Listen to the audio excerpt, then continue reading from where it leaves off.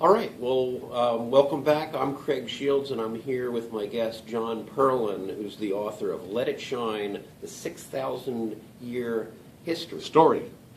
I get that wrong every Solar time. energy. Story of solar energy.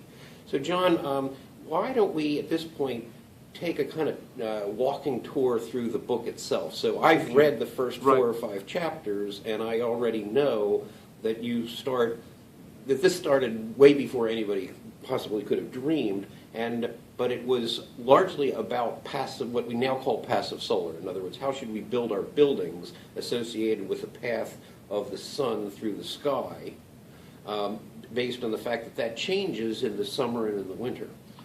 Well, first of all, no one should belittle passive solar architecture because we spend a good portion of our lives in our homes, right? Sure.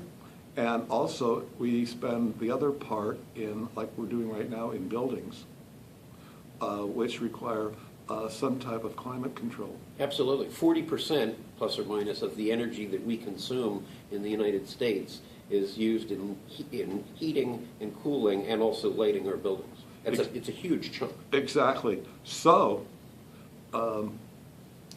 when I talked about breakthroughs, the first major breakthrough was the knowledge of where the sun is in relationship to the Earth during the year.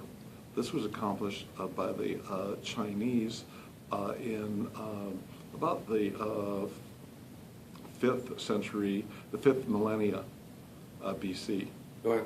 where they used a stick that was set perpendicular in the ground, and it became a calendar keeper because they could tell where the solstices are, where the equinoxes are.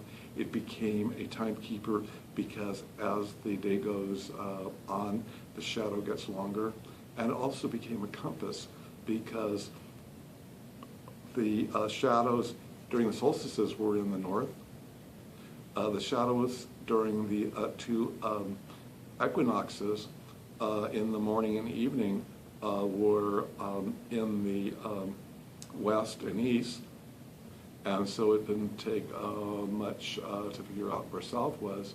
That allowed people to orient entire city blocks perfectly east-west. It's fantastic. It's amazing. And so you're talking the 5th millennium BCE. So you're talking 7,000 years ago?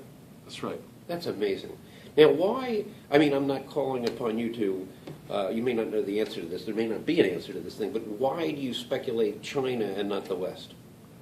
Okay, China, because China was more developed than the West at the time. During the 5th millennia, they were already building cities. Amazing. And so the West, I guess, was Sumeria and Phoenicia and Egypt and so forth at that point. Yeah. Actually, and the other reason is because in the Fertile Crescent, in the quote West, which is also a bit east, Yes. the main object was avoiding the sun. I see. So you would, like in the Epic of Gilgamesh, for example, the gods lived in the forest because it was cool. So the Chinese lived in a more temperate climate, like a good portion of the United States, where there's a real difficulty in heating the buildings in the wintertime. I see. Very, very interesting.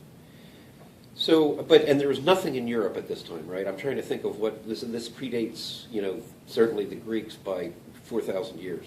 Well, there were probably people in Greece, but you don't hear too much about what was going on. Well, possibly. I know, but in my book, I only use material that I can document.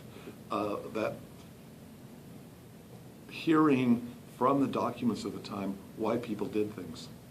So the first documents discussing the use of solar energy for heating buildings comes from China, but also it's backed up by the archaeological finds.